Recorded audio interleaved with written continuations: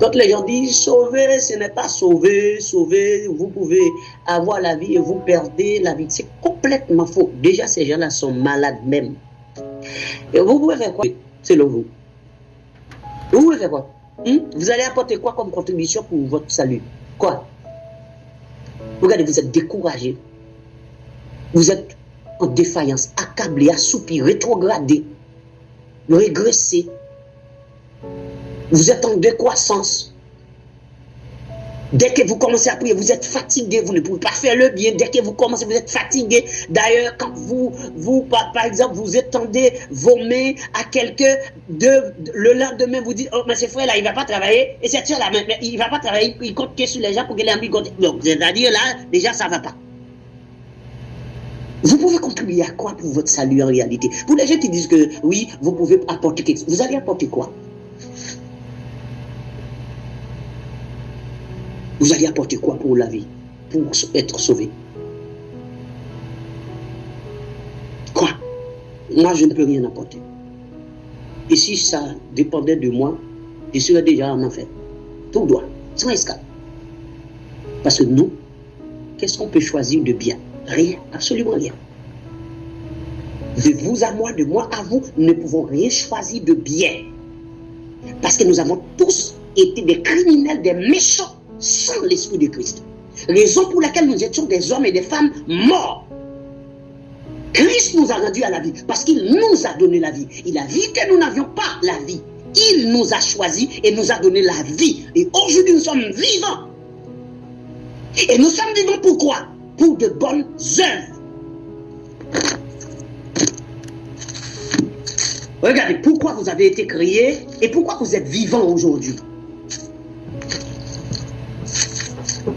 Et pourquoi vous êtes fragile. Vous pouvez tomber à n'importe quel instant. N'importe quel instant, un plaisantin peut vous jeter. N'importe qui peut vous faire tomber. Si le Seigneur ne vous fait pas grâce, si vous n'êtes pas convenablement, s'il vous plaît, vous êtes fragile, ne l'oubliez jamais.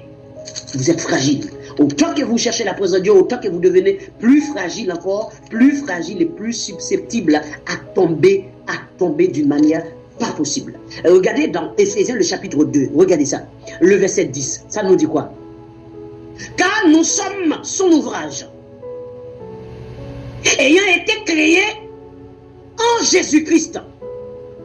Donc vous et moi, nous avons été créés en Jésus-Christ. Et nous sommes l'ouvrage de Dieu. Pourquoi? Pour de bonnes œuvres. Nous avons été créés en Jésus-Christ pour de bonnes œuvres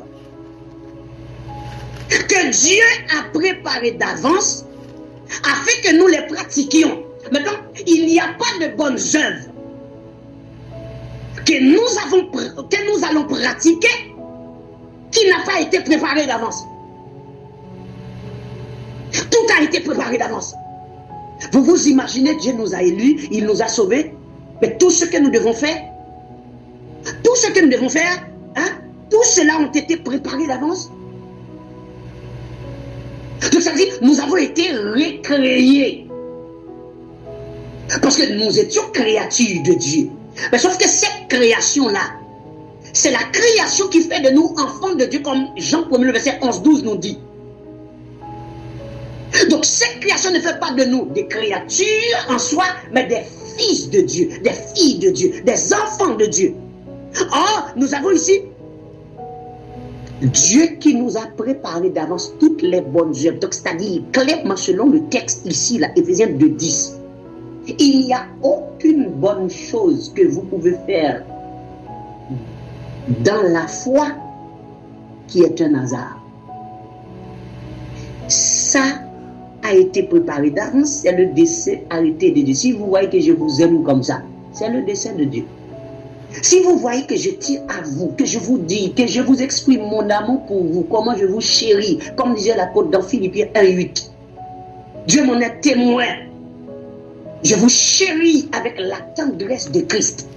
C'est le dessein arrêté. C'est le plan de Dieu même. C'est le plan de Dieu.